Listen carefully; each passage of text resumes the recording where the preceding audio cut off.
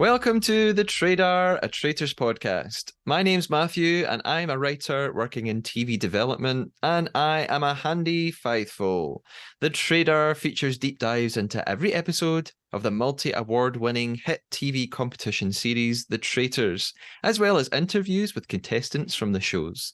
And this is season 3 of the podcast dedicated to The Traitors Australia. We are on the final countdown to the end of the season. And joining me today to help explore episode 10 is returning co-host Joe Usher.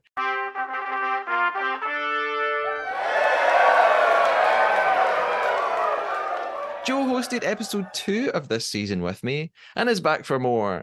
Joe is a huge Traitors fan, a pop culture aficionado, and knows everything there is to know about X-Men, which he posts about on Instagram. Joe, welcome back. How are you? Hi, I'm doing well, thank you. I'm doing well. How are you? I'm doing really well. Thank you so much. Good. We last spoke to talk about episode 2, which was a while back now. How Yep. have you been enjoying the season since then? Love it. It's addictive, it's fun, it's full of drama, and it's probably the best cast in a way. It's everything I think the US would have been without the celebs, but this is just so entertaining. Yeah. Which sounds awful because half of them are cracking up and it sounds bad that you're like enjoying people's turmoil. But no, it's brilliant. I love it. I agree. And today we're going to talk about episode 10, which is another Mhm. really big episode in the season. Before we get there, I am going to introduce our game, The Trader Traitor.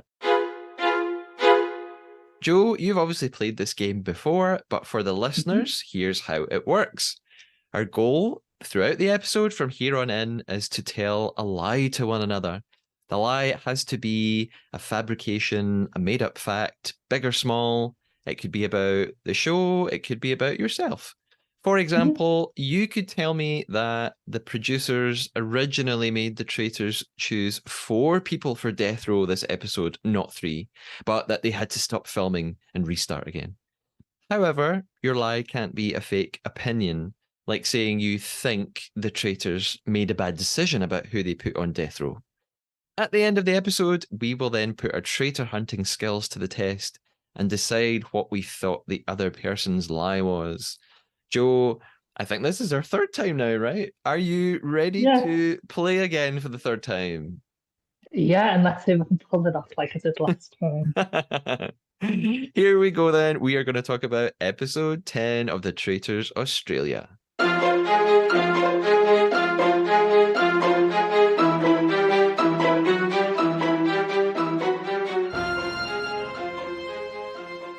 So we begin the episode with a recap of what came before. We're reminded that they started off with 24 players and now we're down to the final 7. And the big focus of the last episode was Marielle's ambush banishment when she was blindsided and sent on her way. And so the only traitors left now are Alex and Nigel. And at the end of the last episode, this idea of death row was introduced. So the traitors have to choose 3 players to put on death row. And at the end of this episode, one of those 3 will be chosen to be murdered. And the players, the faithful, will know who those 3 people are on death row. What do you think about this, the whole death row thing, Joe? I love it. It's very I think it keeps everyone on the toes. And I think the UK has a similar version of Death Row. I don't think it was called Death Row, Yeah, but it was yeah, it's ironic the US that didn't have one because yeah, it's more thingy. But I like it because I think it just adds an element, but there is a bit of it that really confused me, but I'll get on starting a bit. okay, When you're from the letters. But no, I think it was a good, it just adds a bit of a twist. And again, the traits aren't getting too cocksure. It makes, again, because we've all said it is in their favour, kind of makes them think you can't just murder everyone. You've got to kind of wait a little bit. yeah. Yeah, in the UK, they just called it like on trial. They said you're going to put 3 players on trial. So death row is a bit more intense. Yeah. So we start off at breakfast then. Craig is first to arrive today. The more I watch, the more I really love Craig. He's so buzzing to arrive first. He's buzzing that they caught Marielle last night. He talks about Nigel and how close they are. And obviously we know he shouldn't trust Nigel, but it's still really lovely to see they've got this great friendship. He says, I believe at this stage in the game I can trust him. I mean, he's totally wrong, but I think they've fostered a friendship outside of the show, which is really nice. And Craig and Nigel talk a little bit at breakfast. They say that they're focused on Lewis. Kate arrives next. She can't believe she's still here, because she helped lead Marielle's banishment. So she would have been like a prime target for murder, but she's arrived. She can't believe it. They think then that probably Teresa is going to be the person murdered this morning because she was also such a big part of the blind side of Marielle. So, maybe the traitors will want to get revenge on her. What did you think about Marielle's blind side in that last episode? Brilliant. And I'm glad they didn't get rumbles once because that's the one thing in this show everyone has clicks more. So there's always one person whispering to one, they run off and be like, so, and it was just nice that they actually trusted each other because that could have went so many different ways. But yeah, I think Mario plays a blinder, and again, I respect Nigel for not stopping it, even though he's done it. But I think Alex doing what she did was very clever, and she is showing how this game needs to be played. Yeah. But yeah, it was fun, and Nigel and Craig having a little relationship's quite nice. I don't know how they're eating because I don't think I've touched food in that environment. I've never seen people so excited to see food. I feel like, oh. Alex arrives next then, and I think she's acting so well. So this is her sort of second full episode as a traitor after being recruited. She's doing a really good job. She talks to everyone at the table, and she's so convincing. She says she can't believe Marielle was a traitor and she was just too close to her to see the truth. She feels like she's an idiot for trusting Marielle, and she's just someone give her an Oscar. Honestly, if they could give Oscars for reality TV performances, Alex needs one right away. And then we cut to Nigel in his sort of interview, and Nigel's saying, well, he doesn't fully trust Alex now because she turned on Marielle, and he's thinking, is she about to do the same to me? But he thinks it's not the right time to do anything about it just yet. I've made a little note here that this makes me think it was probably really foolish to recruit Alex. Nigel and Marielle said more than once that they had basically recruited her as cannon fodder. They'd recruited her because they thought they could then just get rid of her. But they picked one of the worst people for this because no one has ever been suspicious of Alex. So it would never have been that easy to suddenly turn things on Alex and make the other players want to banish her. So actually, choosing Alex as cannon fodder, as they call it, seems really misguided to me. Do you think? Definitely. I think the two people they wanted, which I believe was Alex, and then they just said Case, two of the worst choices because they're the most cleverest in this game. If you want a cannon fodder, why didn't you go for Craig, Lewis, so Teresa even? Well, still love Teresa, but why wouldn't you go for them when, again, Alex is just fitting in perfectly? I don't even think it's accent. I kind of think she's just doing it naturally. It just comes across as accent because she's a traitor. Paul arrives next at breakfast, and amazingly, Paul gets more than 2 seconds of screen time. He even gets like a couple of lines in his interview, which is very rare. And this is probably legitimately the first time I realized Paul was English. I hadn't even realized before now, oh, this guy's not got an Australian accent. That's how much he has been edited out of the show. It's terrible. Yeah. Teresa arrives after that. And so Kate's totally shocked. And Teresa's got this phrase that she says when she comes into breakfast. She always goes, "Are we happy to see me?" And it really makes me laugh. Then we realize that Lewis isn't there. And because they kind of suspect Lewis is one of their suspects. So Teresa thinks, wait a minute, Lewis isn't here. She says to Kate, well, that throws us off. Because they're thinking, wait a minute, Lewis isn't here. he's been murdered. We thought he was a traitor. What's going on? But they only get a couple of minutes to talk about this because then Lewis does arrive and everyone is very confused because it seems like no one has been murdered. So Roger arrives in his leather bomber jacket. I think it's like this the same jacket he was wearing on the motorbike at the start of the plane landing challenge. I wonder if it's the same one. And he tells them that there was neither a murder nor recruitment last night, and then he dishes out these letters. Now, I know that you wanted to say something about the letters. What are your thoughts? Right, so one, I don't know why Nigel didn't put himself up because it makes the trade, or even Alex, because it makes them look like faithful even more. Also, with the banishment coming, it's almost like they forgot there was a banishment happening in the night time because they were just so desperate to this that thing. I'm like, you still could get banished. So these letters kind of null and void if someone that you put a letter on goes. So that was a bit confusing. But yeah, it was. I did. Kate made me laugh out loud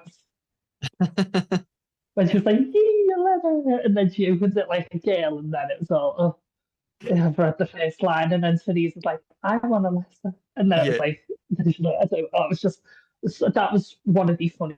I literally burst out laughing watching that scene where she was just like a kid, like, "Yee." It was like, oh, it's so adorable. yeah. I have written quite a lot down here about purely about Teresa's like commentary on the letters because of Teresa's accent, which I am in love with. She Oh, pronounces letter in this really interesting way, and she goes, "Where's my letter? I want a letter." And then 30 seconds later, Kate reads the letter aloud, and we just cut back to Teresa going, "Oh my God, I do not want a letter. I do not want a letter. It's a death row letter." So I oh, laughed so much just listening to Teresa oh, talk there. Like you said, Kate's livid. Craig is completely shook.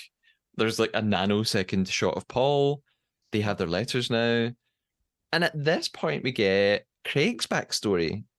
Even though we're so far into the season, we're only just finding out like who's Craig, what's his deal.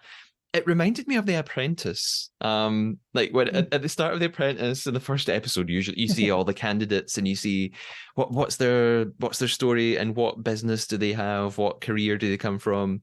So we find out it's mostly focused on Craig and his career. He's a business coach. He says his main skill set is reading people. I'm not sure it's working incredibly well so far, but then he's not really in the real world, so it's a totally different scenario than he's used to. It's strange that we're getting backstories when we're kind of almost at the end of the season and we're only just finding out about some people. What do you make of the way that happens? Oh, it is interesting, and again, I said in episode two, a lot of this has been really edited. So I wondered if because now he's getting shown, which to me, it's a shame because he is a good player.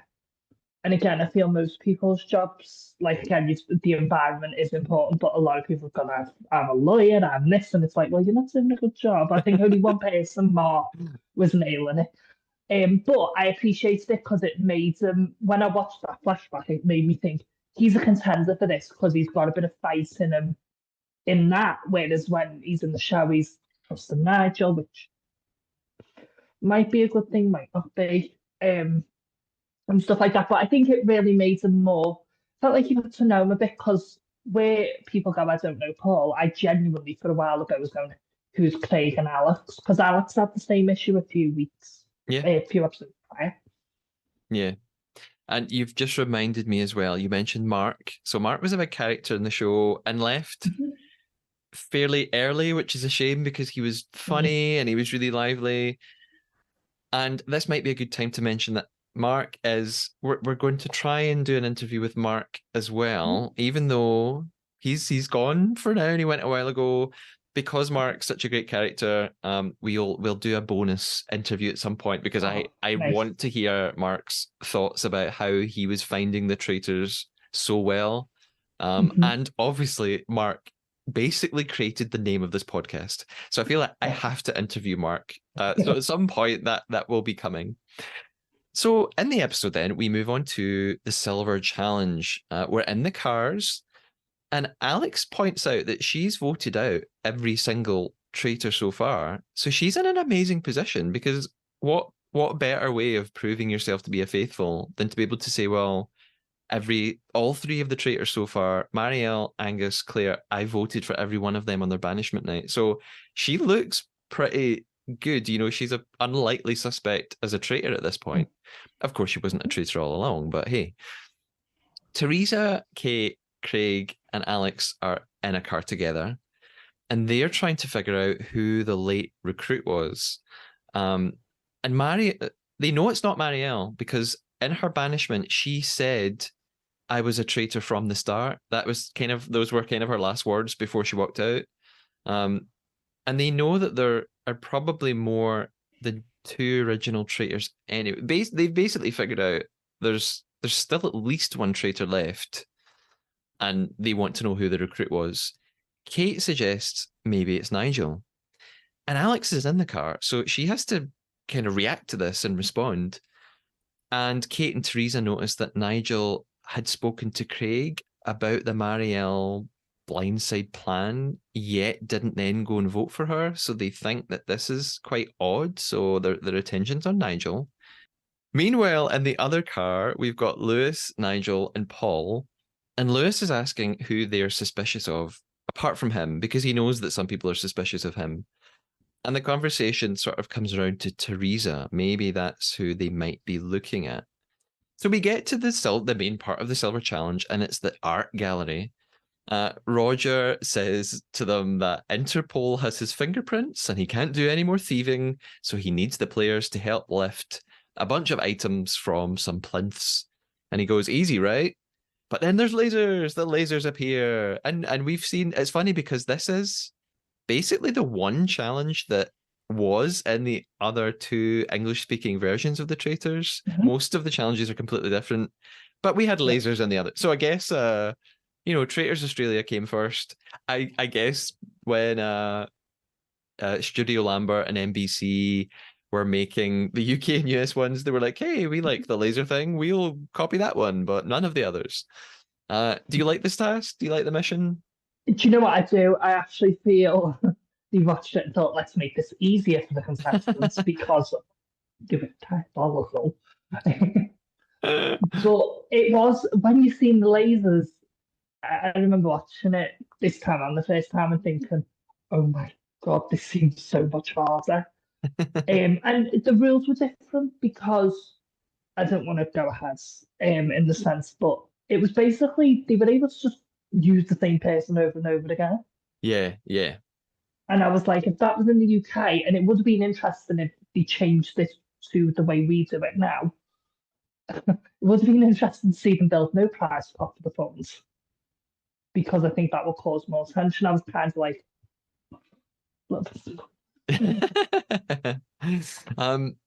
Teresa immediately just says, I'm never going to fit between these lasers. This is bullshit.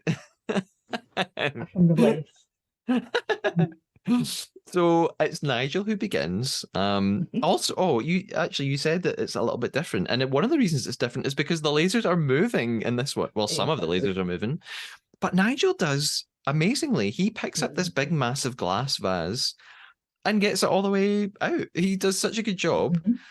Lewis fails a couple of times. Kate references Catherine Zeta-Jones in the film Entrapment, which is the only correct reference because I have a weird obsession with that film. Have you seen Entrapment? No, I haven't. But I was thinking more of Charlie's Angels with Cameron Diaz. I do love Charlie's Angels as well. Iconic.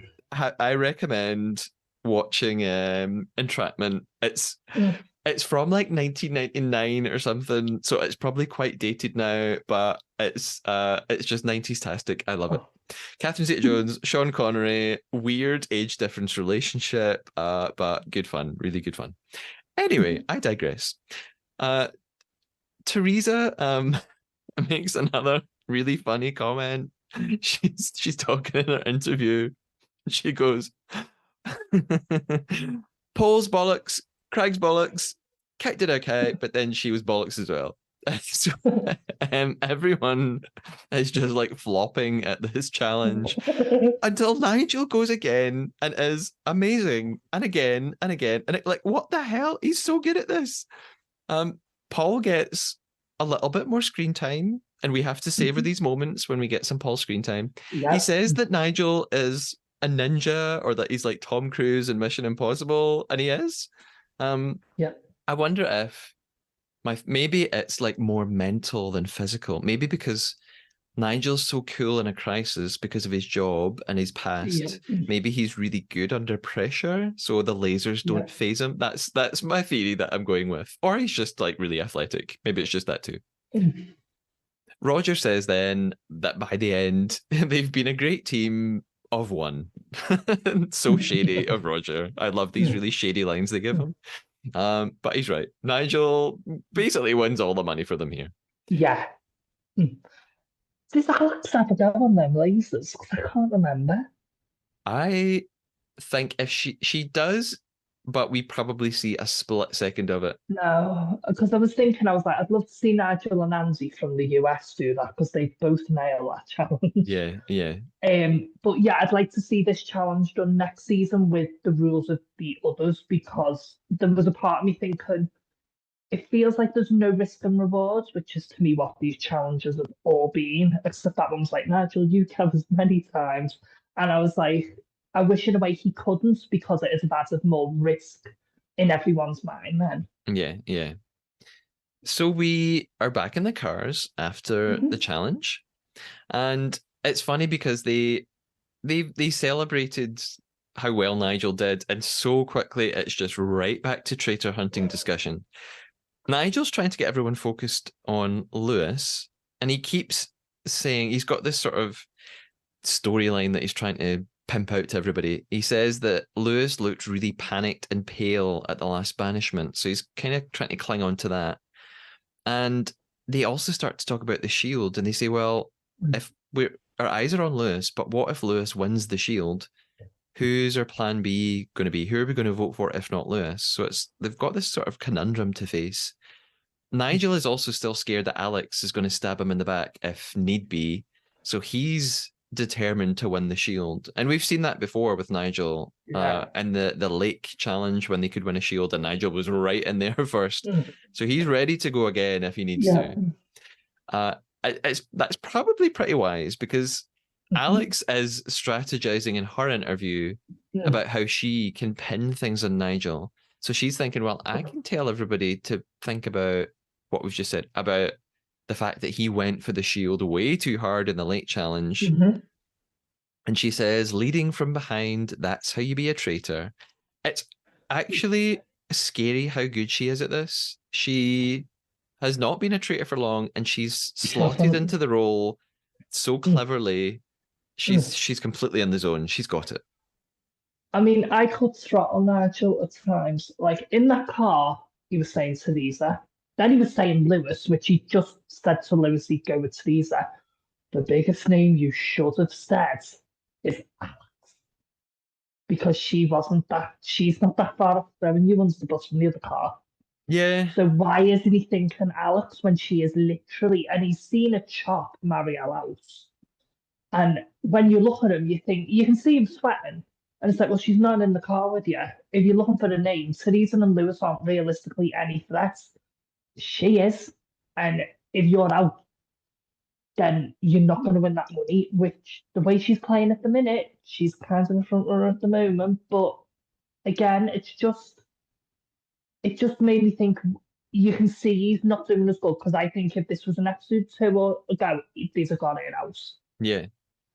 The only suggestion I can make is that he doesn't put Alex's name out there, because I think he probably just knows it's not going to catch on. I think he probably sees that everybody really likes Alex, and she's never done anything to make herself so I think he maybe just thinks, I could try and get people on Alex, but they're probably not going to buy it. Whereas, yeah, at least with you're right. It could get back. What if he puts Alex's name out there? Someone goes straight to Alex and goes, Nigel's talking about you. That's going to be bad too. So maybe he's just like, I This is mean, pointless. I'll just go for someone who I can come up with a good reason mm, to get eyes mm. on them. I mean, she is. She's fantastic. She is. And again, I don't count City in the same way she had reality TV. For a girl that has had no experience in any of this, she is phenomenal. Yeah, yeah, doing such a good job. Now we are on to our second challenge of the episode because we have the shield challenge. This is a sort of combination of metal detection, digging, and then a giant puzzle, a giant jigsaw thing. A jigsaw thing. It's the shape of a shield. That's what it is. Um, and of course, again, the shield protects you from both murder and banishment. However, because of the whole death row scenario, there only are three people who could be murdered, which means that some people are only playing to be safe from banishment. Like some of the players know they're not going to be murdered tonight because they're not in death row. Mhm. Um, I wonder if it crossed anyone's mind to just not try that hard and think, do you know what? I'll just let the three players in death row go for this one because they need it more than I do. Mm. So I'll just sit. But then again, only one Mm. person can win it. So even if one of the Exactly. death row people win it, there's then only two people. So that Mm. so I don't know. I just wonder if anyone thought I don't really need this for murder. I Eh, don't think I'm going to be banished. I'm not going to try that hard. Well, it didn't stop them with the lake one when none half of them didn't even go in the lake. I would not have done this challenge because I'd have been using that thing as a weapon and probably wanted to break it. So I'd have just give up within seconds. Because, like you say, you've just got to think. This one I meant before. It's almost like everyone's forgot the word banishment, and it was mentioned. I was like, oh, thank God, people are thinking of banishment. But the people with letters kind of need the shield more because they still could get banished. Yeah, So, and especially when you're hearing your name all the time and there's only so many few people left, it's almost impossible not to hear your name now. yeah. So yeah, I felt very tense watching this. Yeah, me too. So they have their metal detectors. They're trying to search in the woods until it goes off. I don't. I used a metal detector once at primary school. My only memory is that I it was a bit rubbish. I didn't. Have you ever used a metal detector? I'm trying to think of my memory, and I don't think no, I haven't actually. I've never used one. But watching this, I thought no. But I did think, and I don't know what you thought. Did you think it was a bit easy for them? Like for the challenge, it's meant to be quite hard, and it was almost like they were already there for them. Um, I know. I sort of thought, oh, can't you just tell what bit of the ground's been dug up? And it's really obvious. However, I spoke to Teresa recently, Mhm. who's going to be on the podcast. Teresa talked a little bit about this, and she said they very cleverly dug up lots of the earth. So actually, all of the earth was disturbed, so you really couldn't tell where it was. So she said, no, it actually was really difficult to find them. Yeah, And then I I mean, guess it is they're episode 7. yeah, and then they're kind of wrapped up in sacks, and you got to pull them out. And then actually, you've got this jigsaw that's got about 10 or 12 pieces in it, and probably you're rushing so fast that you're not doing a jigsaw as well as you would normally do a jigsaw. So I guess with the pressure, it probably is really tough. I Lewis and Nigel are basically neck and neck in this game, it seems like. They're the two who are getting to the end fastest. There are a lot of pieces. That's the main thing that I've written down. Once they get the jigsaw pieces out, it's not just like four bits that slot together and it's really obvious.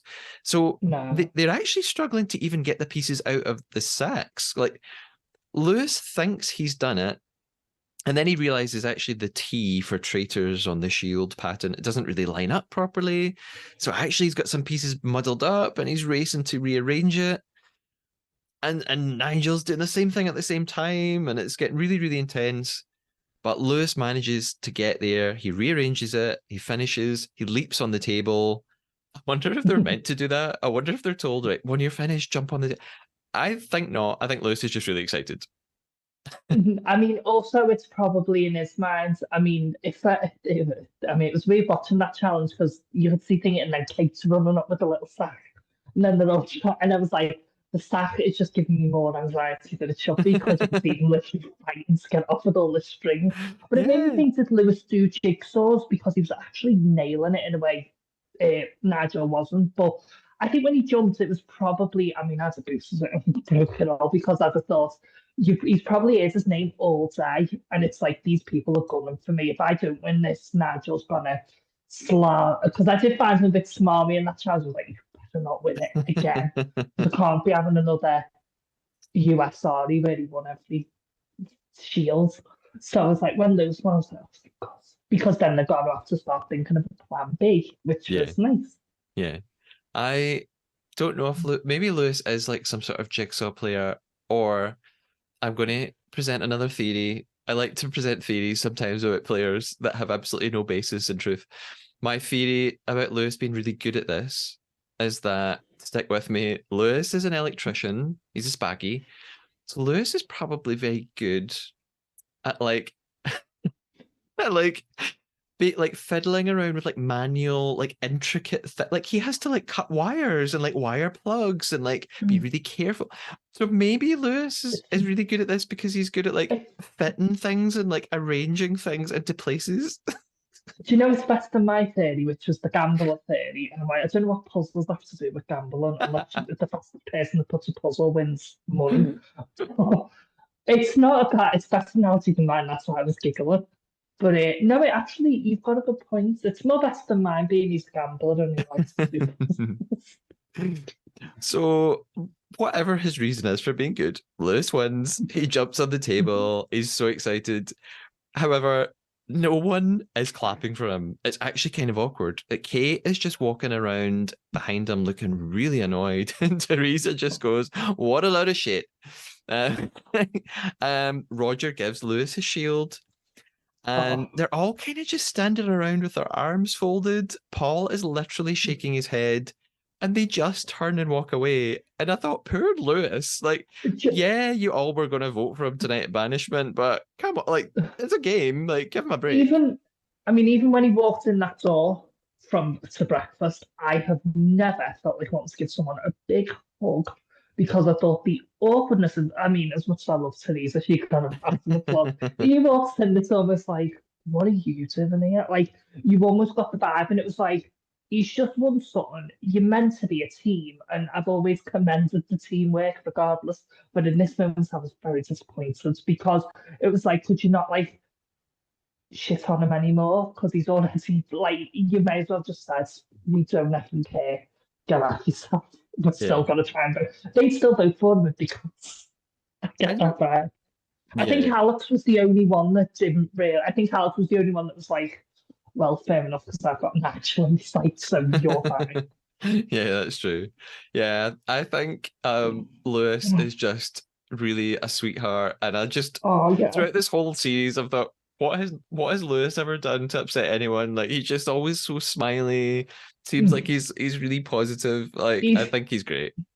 he's the Aaron of the UK. We must protect him at all costs. That's how Absolutely. I felt watching him. Yeah. Lewis and Aaron should like team up and do some sort of like travel log together. I'm putting it out there. I want an all stars where they're on it together. It'd be very interesting to see. Yes. Do you know, I think you mentioned that to me a while back. I've pushed for it. And at first I thought I don't see it. Can't imagine that. But the more that time goes on and the more success the traitors have, and the more that I speak to contestants, the more I think maybe this could be a thing eventually. They do Big Brothers All Stars, Drag Race All Stars. They have Survivor series where it's kind of All Stars versions. Why not the traitors? And there's a lot of contestants that are similar. Maddie and Mark would be literally probably the most annoying pair with the traces. Oh, can you imagine the Maddie Mark Oh, Detective oh, Agency? Yeah. Maddie and Mark Marple. I need to ask Mark if he Oh, has watched the UK version and if he felt spiritually aligned with Maddie. I can't wait. So we return from the Shield challenge. mhm. Then we get back to the hotel. Nigel is really worried. Yeah. Craig's talking to him, and he just looks so uncomfortable. It's. I mean, Craig looks uncomfortable. I think, and even though they're pals, they're really close. I think Craig's starting to feel like there's something awkward going on. Yeah. Um, I think Nigel kind of knows that Craig might be about to turn on him. Mm. And then something really interesting happens. For the first time ever that we see on this series, Craig asks, "Do you think it could be Alex?" And Nigel just says no. And back to what you mentioned earlier, I've written in my notes, was this a missed opportunity?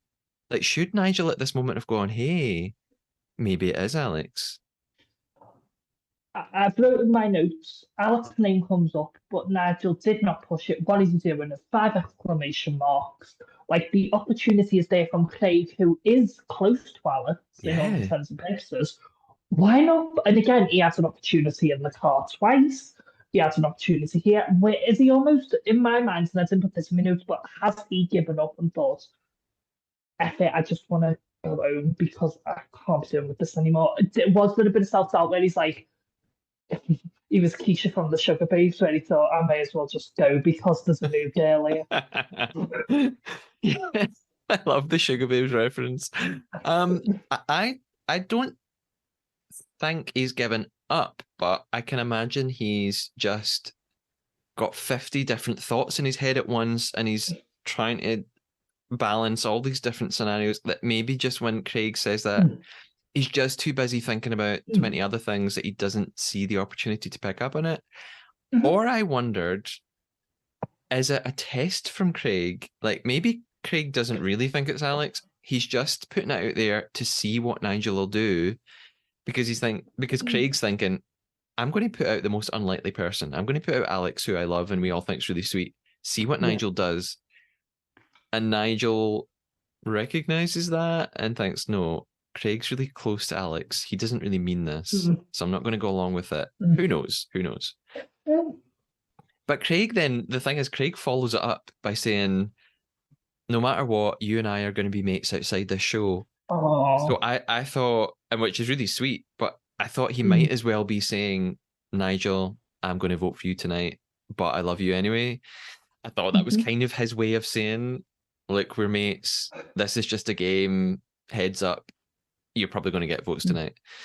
We also see Kate talking to Paul and Alex, and she says that she's going for Nigel tonight. She says he's too quiet. He's never come under suspicion.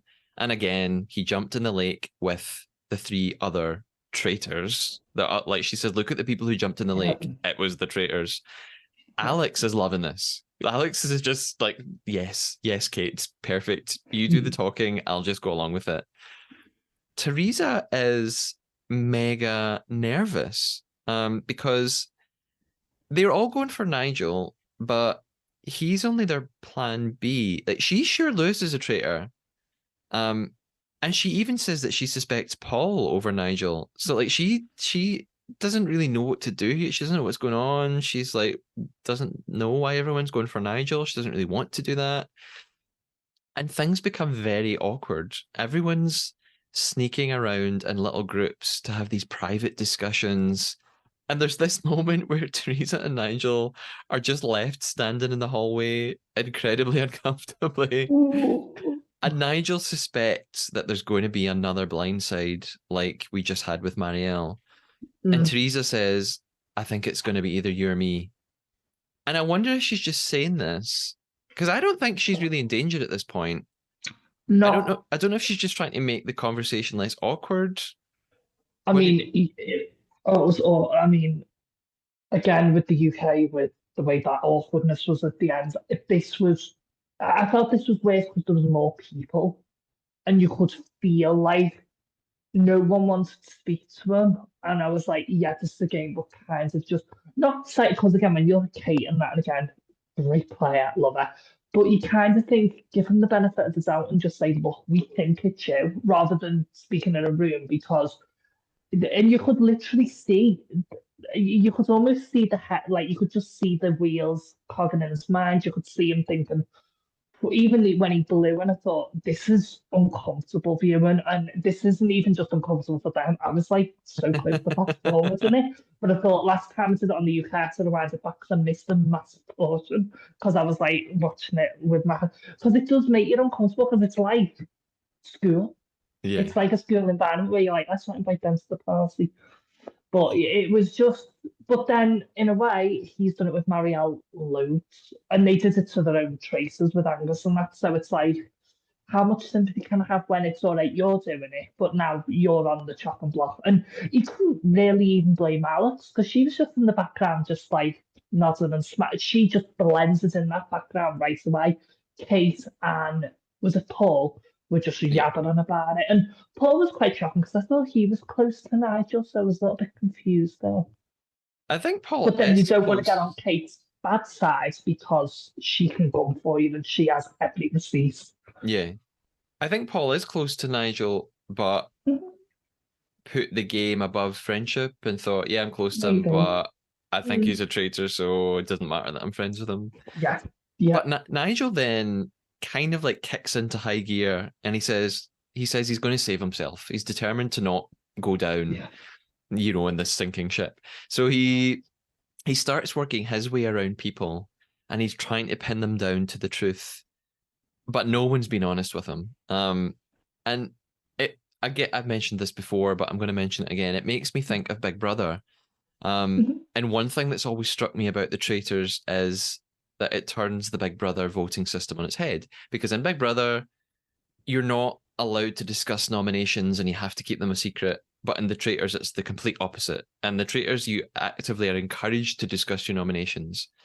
And you'd think that might make things easier, but actually, I think it increases the tension and awkwardness because God. you're allowed to talk about who you're going to vote for, but it's so awkward to do that. It's when someone Mhm. comes up to you and says like, "Who are you voting for? Are you going to vote for me?" You don't want to say to their face, "Yeah, probably going to vote for you." So it makes it even more uncomfortable. At least in Big Brother, you can say, "Oh, can't tell you, not allowed to talk about that," and you're off Well, the hook.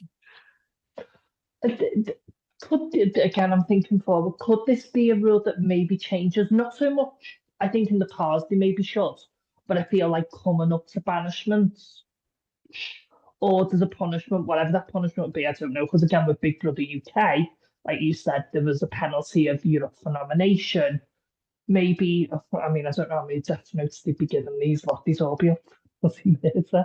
But I am thinking, because we have said traces have massive favour, but could there be a way they stop or minimise the talking before going in that room? Because the whole point of going in that room is to have a discussion. Whereas I felt for me, they had that discussion right before.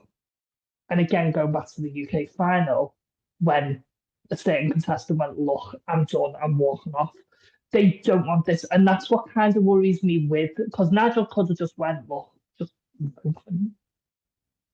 Yeah, I think they probably won't change very much in respect to this because, from what I understand, from speaking to lots of the contestants, Of course. actually, one of the things that probably is quite reflective of reality is they they actually are very controlled about when they're allowed to talk to each other. I hadn't even realized this until quite recently, speaking to several of the players. When we see them before the banishment room having all their little discussions, Mhm. that takes place over a very short period of time. And actually, most of the time they are in their rooms and they are not allowed to speak to each other. So they're and I think even more than the UK version, they're very, very controlled in terms of when they're allowed to interact. So they spend loads of time in the room. They'll be brought downstairs and told, right, you've got 20 minutes to talk to each other, go. Yeah. So I think it probably already is really tight, Mm. and they I think the producers probably like seeing them have their little secret talks in little pairs and trios because Maybe. Mm. it's so uncomfortable. So when the camera's on them, the way Drag Race does it, you're on ice, meaning that no talking when the cameras aren't rolling.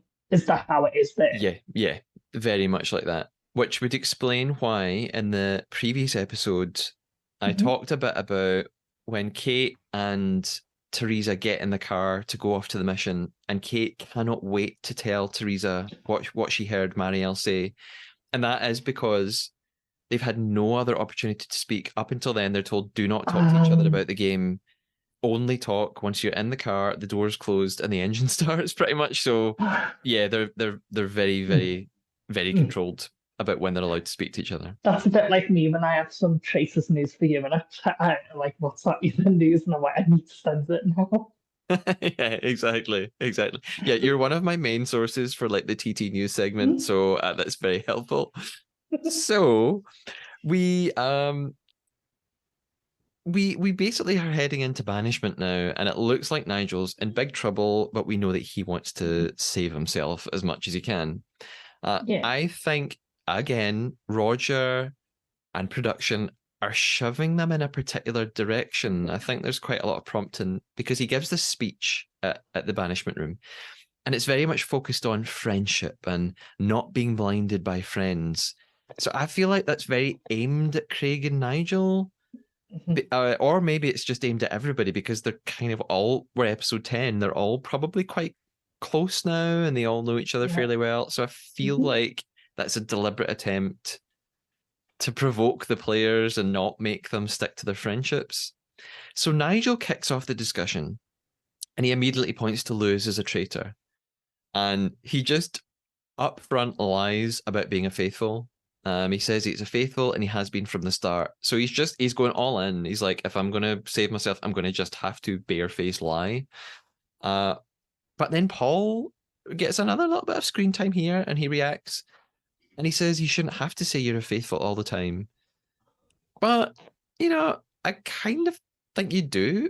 I think if you're under suspicion, like Nigel is, Yeah. then you're damned if you do and you're damned if you don't. I think if you don't say you're a faithful, everyone picks up it and goes, I've never heard you say that you're a faithful. And then if you do say I'm a faithful, people go, why are you saying you're a faithful all the time? So I It's think catch 22. yeah, exactly. There's not really any way out of it that you're not going to get criticized.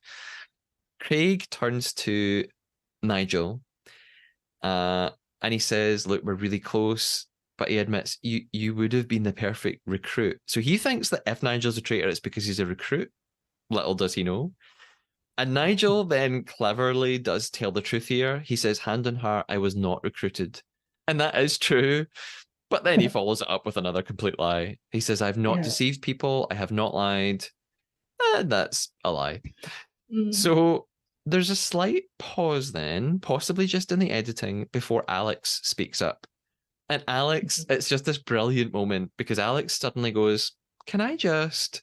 And as soon as she says, can I just? You know what she's about to do. She is about to turn on Nigel.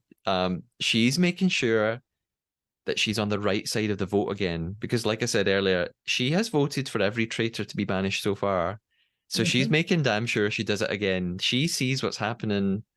And I think she just thinks, right, Nigel's going, I need to get in on that too. She brings up the whole Shield and Lake thing. He just says he's competitive and that he didn't want to be banished or murdered. And again says, he uses the phrase as a faithful. So now maybe I thought, okay, you're saying it, you've said it again, maybe a bit too obvious, calm it down. And then something else gets brought in against Nigel. Kate interjects. And Kate asks, why didn't you vote out Marielle last week? He claims that he had this plan with Craig and some others to blindside Lewis. But then Craig basically refutes that and says, no, no, Nigel, that's not what was happening. So it is not looking good for Nigel. And so Kate asks him, well, who do you think the traitors are? He says he thinks Therese was converted. Kate points out that he never spotlighted the actual traitors in their discussions throughout the competition, so that's weird. I think that Nigel began the banishment really well, but I think as it goes on, his panic does start to show a bit, and you can see that he's looking really, really anxious. Like he is breathing heavier. He even Yeah. looks a bit sort of red faced, and he's clasping his hands. Now we know that these banishment rooms go on for hours, and we see like 5 minutes of it. So maybe we're seeing things out of order and maybe, I mean, at this point, Nigel's probably been defending himself for about 2 hours straight, so he probably is like out of breath. Yeah. But the votes are then, it's time for the votes to come in. We'll go through them one by one. Teresa votes for Paul, which for me was completely well, I think she did mention him earlier, but it was quite a strange vote. Maybe just because we see so little of Paul. So she votes for Paul. it's then Lewis. Lewis votes for Nigel. So Nigel does have his first vote. Nigel votes for Teresa. And Craig, it's then Craig. It's clearly so difficult for him. He says that this has been the toughest day for him so far and that this is breaking his heart. I just want to like cry for Craig here. And he turns over his slate and he's voted for Nigel. Then it's Alex. She votes for Nigel. We knew it. We saw it coming. Paul does the same, votes for Nigel. It's already a foregone conclusion, but Kate votes for Nigel too. I noticed here, by the way, Kate's got really cool handwriting. Like she writes the names in like this really edgy, like capital letter way. I mean, she is a photographer, so she's obviously very artistic. It just caught my attention here. So it's Nigel. He's got all these votes. He's going to be banished. He stands up and he makes his banishment speech. And I found it really moving. Like he said, it actually looks like he could start crying. He says it's been an honor to sit around the table with such amazing people. It's really sweet. And then he reveals the truth about his background. He tells them he was, and we know this as viewers because he told us this very early on in the series, although it's not been mentioned all the time, so it could be easy to forget. He tells them that he's one of Australia's longest held living captives and that he spent 460 days in Somalia. He wrote a best-selling memoir. He's worked for three of the world's leading crisis response companies.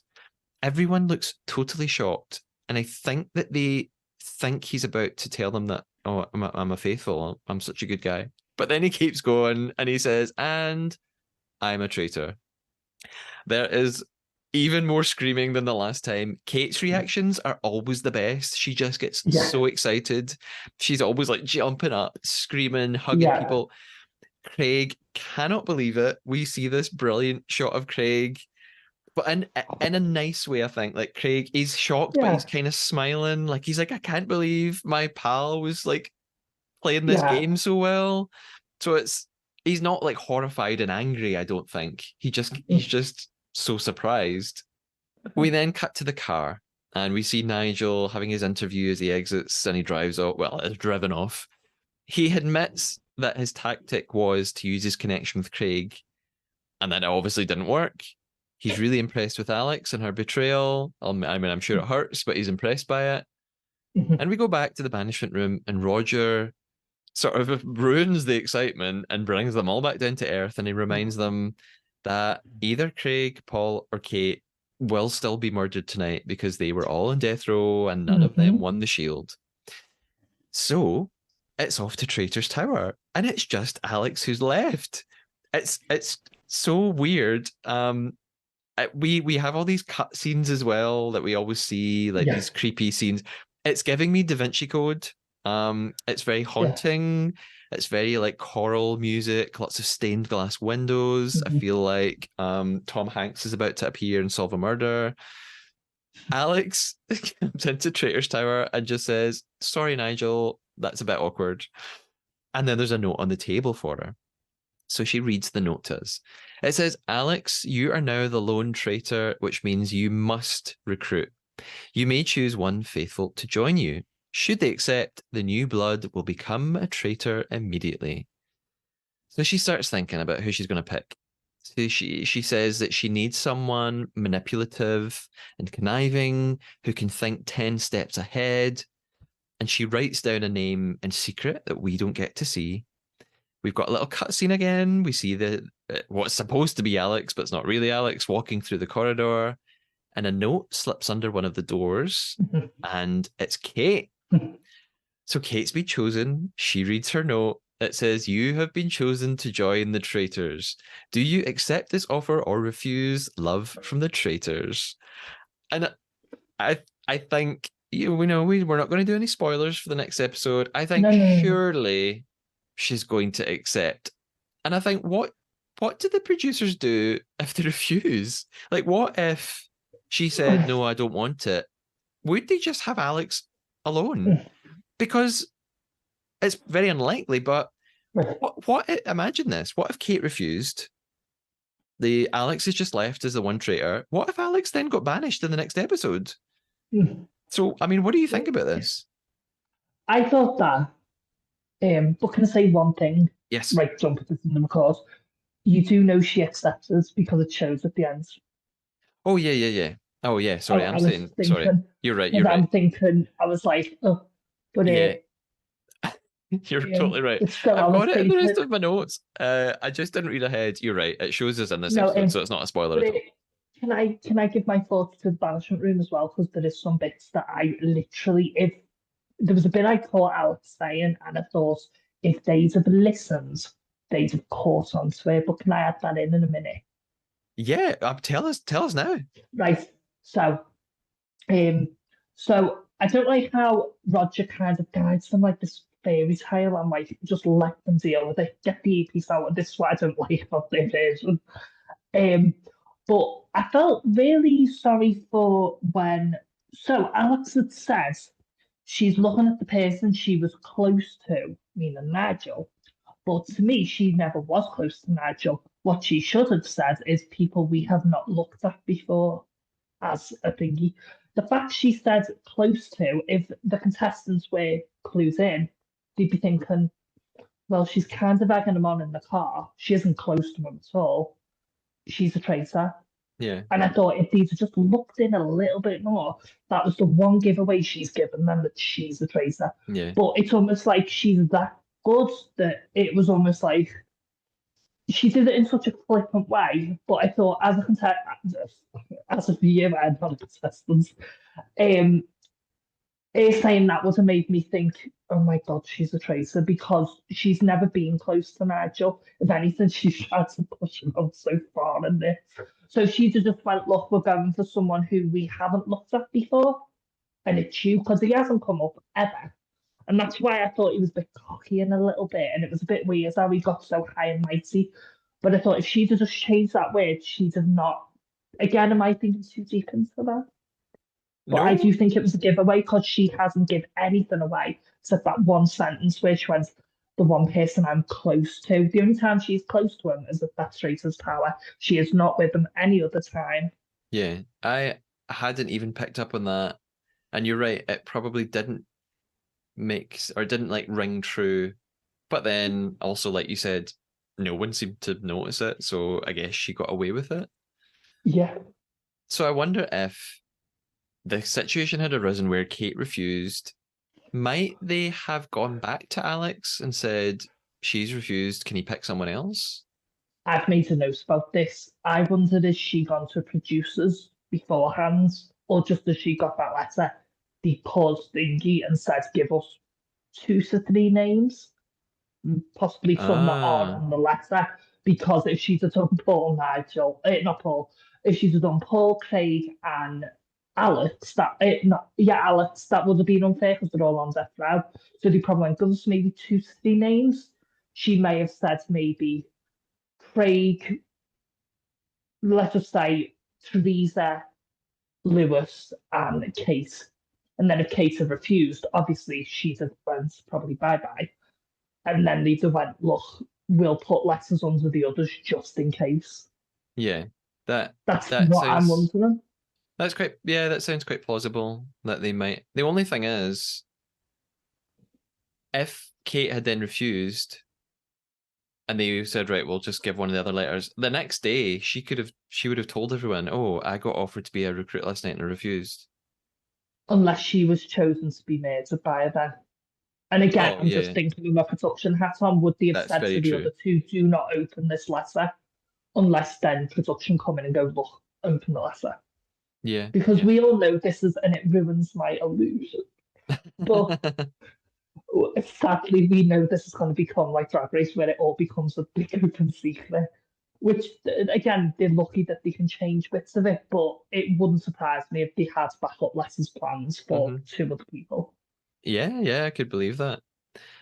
So luckily though, Kate does accept. It's really funny though because she's laughing when she reads it, and she says, "This is not what I wanted." And I think, why not? Because A, you're on death row, so surely this is We great. were You're crying saved. about it earlier. And B, you're really clever and you know how this game works now. You surely want to be a traitor because you know you've got a bit of an advantage. Maybe I don't. Maybe she just said it flippantly. And what she meant was, this isn't what I expected rather than wanted. But she's going to accept anyway. We cut back to Traitor's Tower. I know this is sort of unusual in a way for the Traitors because it's happened so quickly. Like we have a banishment. We go to Traitor's Tower. It's Alex. She's got a letter. She's got to pick someone. She picks them. We see the person she picked. The person she picked chooses. The person she picked goes back to Traitor's Tower. Like it's sort of very fast paced, which I think is unusual. Normally we'd be left on a cliffhanger and we'd wait till the next episode, but they're squeezing it all in. So Kate accepts. The first, I was just in heaven watching this the first time. I thought this was like the peak of my fandom. This is when I thought I'm obsessed with this. I need to do a podcast in the show. It's so exciting.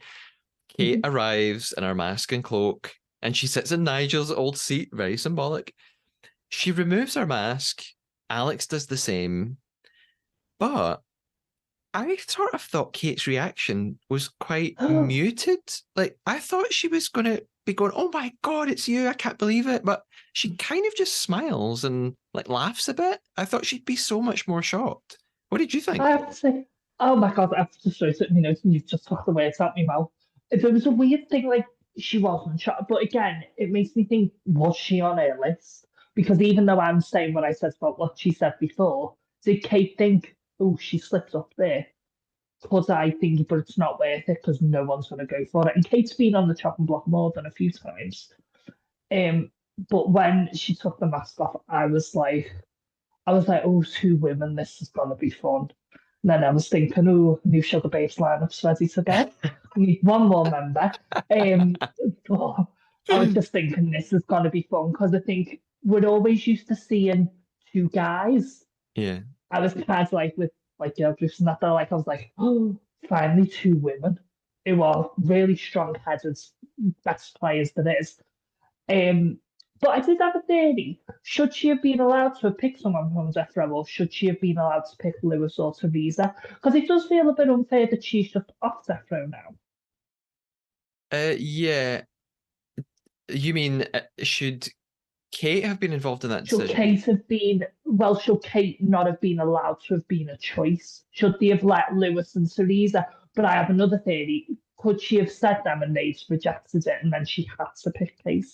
Again, my head's working overdrive now. Who know? I have no idea. It's an interesting theory. My guess is that Kate was her first choice. Yeah. And Kate just accepted. I think Alex probably picked her because she knew that she would accept. And yeah, I think it probably did go fairly straightforwardly. Like they would have had a backup plan, but were you like me surprised that Kate wasn't more surprised when she saw Alex? Sorry. Yeah, because it was just, again, it made me think, did she know? Because it was more like, I'm not surprised, but she was clever for not saying it because, my God, she's been ruthless. Yeah, I expected a huge shock because again, no one's ever suspected Alex. This must have been like a Scream reveal, like in the movie, like where you go, "Oh my God, it's you!" But yeah, she seems like she's just kind of smiling and laughing about it. I guess one theory. I've got another theory. Maybe Kate walks into the room and sees Alex sitting there with the robe and the mask. Maybe she just immediately, like, based on her physicality, maybe Alex is she's a model, so she's probably tall. Maybe she just looks at her in the cloak and is like, well, it doesn't look like Craig. It doesn't look like Teresa. It doesn't look like a guy. And maybe she could see like her hands and saw her nails and just thought, all right, somebody with her nails done. That's Alex's hand. Maybe she just clocked her straight away, even without without seeing her face. Then sat down and was like, okay, all right, it's Alex. I mean, as a viewer, interestingly as well, when she was taking the mask off, I was like, that doesn't even look like Alex. It almost looks like they brought someone back. And maybe in her mind, she was like, oh, if they brought, because to be honest, and I'll be honest, it actually looked like Marielle's hair when she was taking it off. And I was like, that looks like Marielle more than Alex. Because again, they're around, I want to say they're around the same height, but I'm not sure. But as soon as she took that mask off, which luckily, thank God, I finally got one of the master sets of trawling, and they are hot, so I only imagine she was like, Alex then reveals to Kate that she was the recruit. And now Kate she's kind of warming up to the idea, and she says, "Well, thanks, glad to be here." And Alex says, "Guess what? We get to murder someone tonight." And of course, it can only be Craig or Paul now. They were on death "Mm." row, as was Kate, but Kate can't murder herself, so it's only one of those two. They realize that if they murder Paul, it might help make Craig look like he's a traitor, but they don't know if people will believe it. If they murder Craig, it might make Teresa look like the traitor. I'm not totally sure why. They think that they can send people her way. They think they can direct the vote towards Teresa next time, and then they'd still have Paul around. And so Mhm. maybe I think they mean that they can use him later, although they don't really explain. And the episode ends now on a cliffhanger. Will it be Paul or will it be Craig?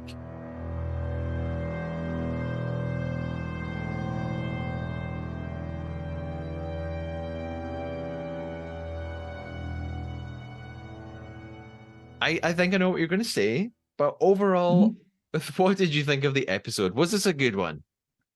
Oh, it was fantastic. I loved it. Um, and if I had to choose, I'd actually get rid of Craig. Okay. It's it's a really interesting one because it feels bad about Paul because he hasn't been seen, so it's like he makes the most sense production wise. But I think Craig but then you keep Craig because he's so easy to navigate. If you were a traitor, he's like so easy. He's like a pet that you can almost just go like, do that for me. I don't mean to say that in a bad way, but he's very much what they need, which is someone to listen to and feed to. But now, brilliant episode. I do wish as well, when they're doing votes, do you think they should be allowed to give a reason why they voted for them? Because I am starting to get a bit of thinking of, I've picked you, and it's like, well, why? What have they done?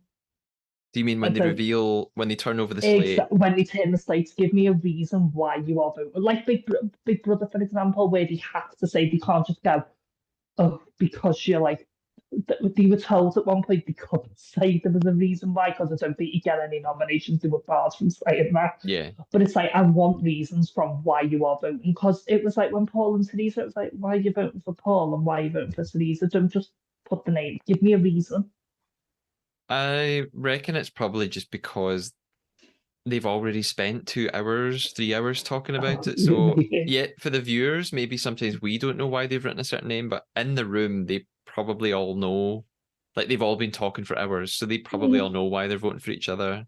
And I guess maybe at that point, they don't really want any more discussions. So, if you turn over your slate and say, I voted for Lewis and here's why, Lewis might be tempted to like argue back. So maybe they're just like, just say the name, move on. And someone could give like a 15-minute reason and someone could give like a 1 minute, like, you upset me today. Someone's like, well, you annoyed me doing this. And then it was like, it didn't go like that. Yeah, that's true. Do you think Kate was the best choice for a recruit by Alex? Yeah, she was the only choice. Like, again, if it wasn't, they're probably thinking now, if Marielle and that could go back in time, we should have picked Kate because she was on the list of Traitors to recruit. So looking back, they probably think we should have just done Kate because I think Kate. I wonder how Kate would have played it if she'd have been I think she'd have played it probably the way Alex was doing. And in a way, she did shove that off on one of the votes. She kind of convinced everyone that she was not. So it would have been interesting. And then she'd have had the best gameplay because no one would have suspected her again. So it would have been interesting to see if Kate had have been in now and if she'd have picked that. I do think like that weirdly parallel universe. Will Kate have picked Alex? Yeah, yeah, It's fascinating. But then what would have happened to poor Kate? yeah. I have a final couple of questions to ask you Of about, course. sort of quite Yeah, broad questions. You made me of think of course. something a few minutes ago. You suggested you accidentally made me think of something. You said that Mhm. when Alex took the mask off, she actually for a moment looked like it could be Marielle, and of course Mhm. Marielle was banished. But that made me exactly. think, what if in future seasons there was a way for banished players to come back? Like maybe they couldn't do it. I mean, they need to get down the numbers, right? They've only got so many episodes. But in shows like, well, in Drag Race or in Big Brother, there's this habit that evolves as the series go on, where we see evicted people or eliminated people sometimes come back for some reason. I wonder if in future versions of the Traitors, might there come a point, three-quarters of the way through the season, when one banished player is allowed to return? What do you think of that idea? I was only giggling because I'm thinking of the lip sync Lollapalooza in Drag Race. I'm like, there's a Lollapalooza for like traitors. There's four of them and they've all gonna like walk in a way or something, like to be selected. Do you know what? They need to, but then we're saying we can't give the traitors too much because they already have so much in their favour. So maybe it'd be interesting as well if you could shift it and say maybe Marielle comes back as a faithful Yeah, and maybe she has to prove because with Big Brother and that, like, I think a lot of people don't remember every time with Big Brother they had to do some silly trial for like a shopping list. So, and then if they thingies, if they could stay or they'd have to go. So, I don't know how Marielle would have to explain. She was like a faithful because have they'd almost have like a preconceived notion of shit, is she a thingy? But I don't know, maybe they have to do another trial. Maybe they have to do one of the trials, maybe have four of them come back, two faithfuls, two tracers, except Nigel because he's just gone.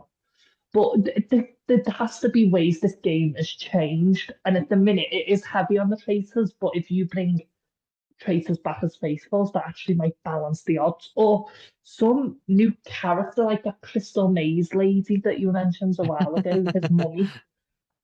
Maybe have her like a seer, and if because there's a few reasons I don't want to jabber on too much, but I do have maybe if they say a name and they're not banished, then the traitors can't murder for the night, so everyone gets to sleep. There just needs to be like a seer or a faithful becomes a seer and they work for the traitors and the faithfuls, but they've got to try and sway the faithfuls. There just needs to be something for traitors to feel less powerful, but then you need twists to keep this game more like maybe like when like in the UK where a contestant was offered so much money and they could take it. Maybe do that, but say if you take it, the truth is you're not getting the money, you're a traitor. And that's the thing. As they drive away, they drive to the tracers thing, and they're like, "Look, you're a tracer," yeah, yeah, because they need to add. I think they've done it good. I prefer it with four. It makes it more fun. Try it with five. yeah. I had I've realized two things actually. One is I'm saying, oh, imagine a world where they brought back players. And then they did do this. Of course, they did it in the UK. Because in the very first episode, Amos and Kieran are sent. Sorry if you've not seen the UK traitors. This is not too much of a That's what I spoiler. was trying to be careful. The Amos and Kieran, where they get kicked out immediately within the first 10 minutes of the show, but then they reappear in about episode 4 or 5. I think it's maybe 4. They do come back into the game. So actually, it has happened already. And the second thing I realized is there's a major flaw here.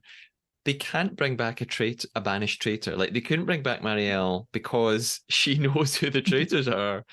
So she would either tell everybody, "Oh, yeah, by the way, the traitors are this person and this person," or even if they told her, "Look, you're coming back as a faithful, don't tell it." What's she then going to do at the banishment room? Like, how she's meant in, who's she going to vote for? So that wouldn't work. But Unless she was a maybe, seer. yeah, unless she had some new role, or the if you're a traitor and you're banished, you're gone forever, you're dead. Maybe it's faithfuls who've been wrongly banished. At some point, maybe episode 9, they say, we're going to bring back all the faithfuls you wrongly banished, and you get to choose one of them to come back into the game, or the traitors get to pick one of them to come back, or something like that. No, Do maybe you know maybe what? that could work. I mean, if I'm doing with another MJ speech, like that'd be someone I would not want back as a tracer. Um, they all come back like these dead zombies or something, like give them like a Halloween creepy makeover. But now I think, but I have had another theory, the shield. So say there's a shield and sometimes the murder. Say if there's a, immune from murder but not banishment, this is an interesting way. And I'm scared that might happen and contestants might listen to this and cotton on. But say they get banished when they've got the shield, because this did happen in Holland, which I think is why they made this role for the I've only seen three, but it does happen where someone went. But instead of when they're banished with the shields, they automatically become a tracer. But they're not in the game, they're just like a seer, but they are like the ruler. They're almost like the Diablo Grim Reaper of the tracers, they're the boss. Yeah. They get the final decision. Yeah. But Or they're not in they any activities, so no one sees them. And then I feel sorry for them in the end if that Diablo player just waltzes in at the end with the money. Or I thought you were going to suggest that maybe if someone has the shield, is protected from murder but gets banished, or vice versa, they're protected from banishment but they get murdered, maybe they've got the responsibility of passing on the shield and they get to choose who gets it next, something like that. That's a good. There has to be some. I mean, again, it's a balance because I think the traitors have too much power at the minute, and it's so obvious. So maybe, like I say, if they get it wrong, then say they do groups and then the first, but then the UK did that and just ruins the shields. So it's very much it's interesting, and I'm really intrigued. And I'm guessing they've got plans already for each season. Like they've probably got like 10-year plan of where the show's going. Because, but then I wonder if it'll get a bit like I don't know how this is gonna work to be in there for months, but maybe like public banishments where the public vote for banishments, like I'm a celeb. But I don't know whether keeping people locked in that environment for 2 months would be very beneficial to the mental health. Yeah. You couldn't really do public voting banishments because the public know who the traitors are. So the public would just vote Unless out. you do what you said in the other episodes and they change the rules and we never know. Yeah. Could do. I have a final question for you. We've mentioned the idea of Traitors All Stars a couple of times. If you could pick 3 players from the Traitors Australia to come back for an All Stars version, which 3 players? And it doesn't have to be 3 who are still in it. Could be any 3 from the whole season. Which 3 would you pick to come back? From the Australian. From Australia. So let's just do faithfuls to make it fair. Okay. And that also narrows the case out, which is annoying because it's not fair as a choice. I would say I'm thinking of people that were banished or murdered. I think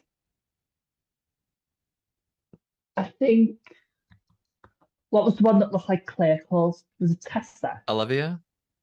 Olivia. I'd have Olivia back. Why Olivia? That's really interesting. Do you know what? Because I think people are getting confused with Claire all the time. I feel for her. But I also think with a forensic job, I think there's more to it. Except for that stupid car storyline that ruins the chances. Like that basically was their entire arc. So I'd like to see her without a mix-up with the story arc. Let's think of a guy. And we said Mark before, so Mark would be like an honorary mention. Do you know what? I'm thinking Dick. Yeah.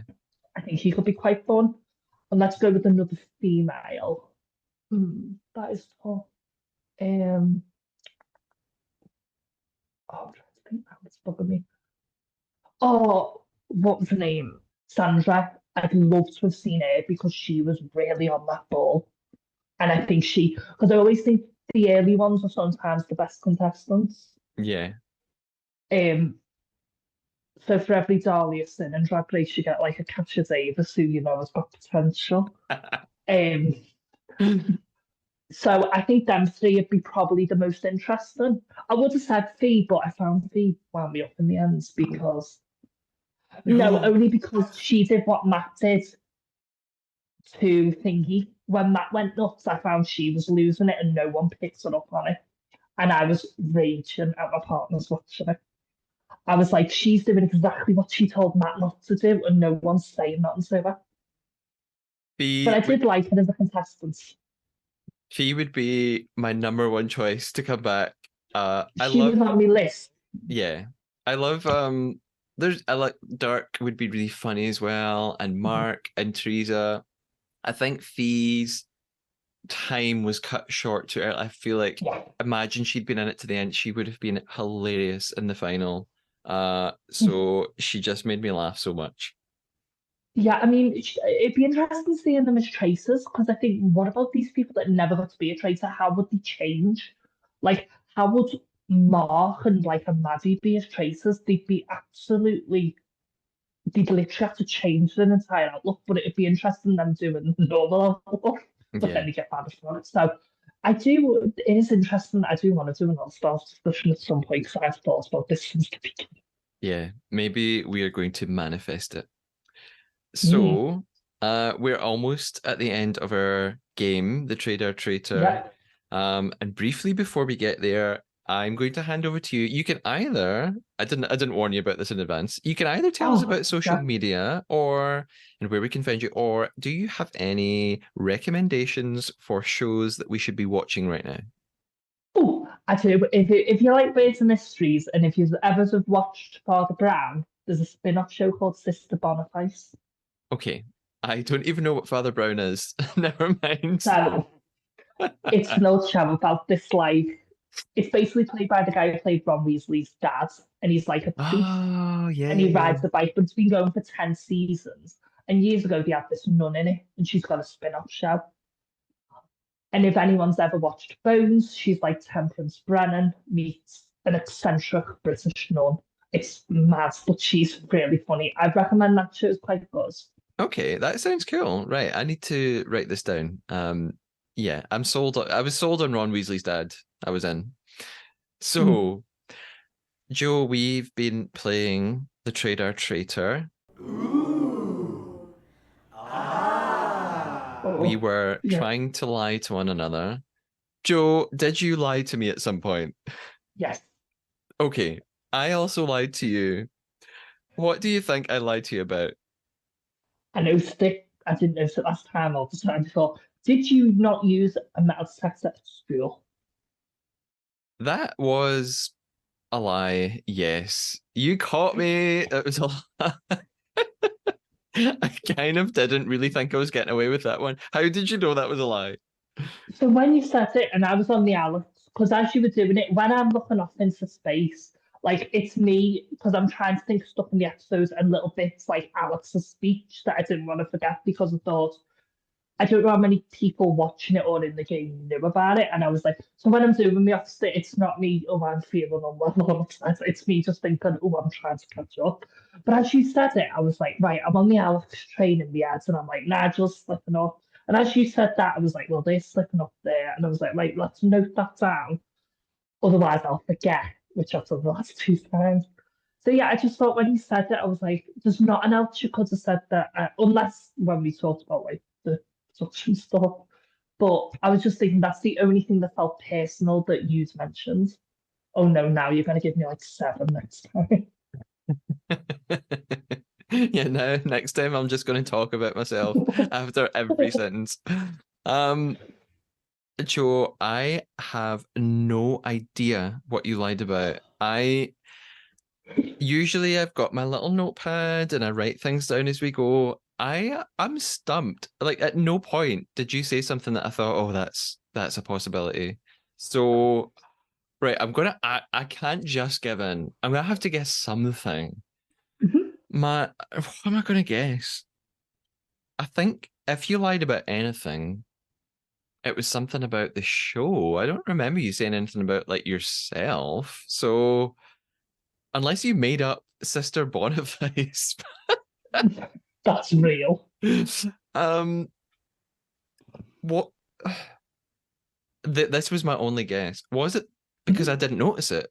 Was it that Alex said she needed to focus on who she was close to, but she didn't actually say that? I know she said that. Okay, in that case, I have no idea. You have betrayed me. What did you lie about? So this is me speaking to the universe and anyone in the show listening, please send me it. I said I'd whipped off my mask. I've got one of them masks at home when she took a mask off Alex. I said I had one that I've whipped out and it's hot underneath them. I wish I had a mask. My partner wants to get me one, but I've said wait till the show gets more bigger. Producers, please send me a cape and a mask. It's the mask. Totally, totally passed me by. I can't believe I didn't pick up on that. Joe, you've become the master of this game, basically. I, you've listened to the podcast so much, you've just become an expert at it. And I've watched the show so much. Yeah, you've watched so much Traitors, you've become a traitor, a true traitor. Well done. I can't believe I lost. Joe, thank you so much for joining me again on the Thank you. Trader. It's been great. We've had so much to talk Oh, yeah. about. I will talk to you soon. Take care. Right. Bye bye. Thank you. Bye. Bye. Bye. Hello, Trader listeners. Thanks again to Joe for helping me deep dive into episode 10 of the Traitors Australia. If you've been listening to the last few episodes, then you'll know what's coming next. Yes, I spoke to banished traitor Nigel all about his time on the show, and of course, we played the Trader Traitor. That interview is available right now, and I'm assuming you're going to listen to it right now, which means you'll hear from me again very soon. If for some mad reason you're taking a break, you can keep up with me on Instagram at the Trader Podcast or Twitter at the Trader Pod, or you can email me at thetraderpodcast@gmail.com. Until next time, stay faithful.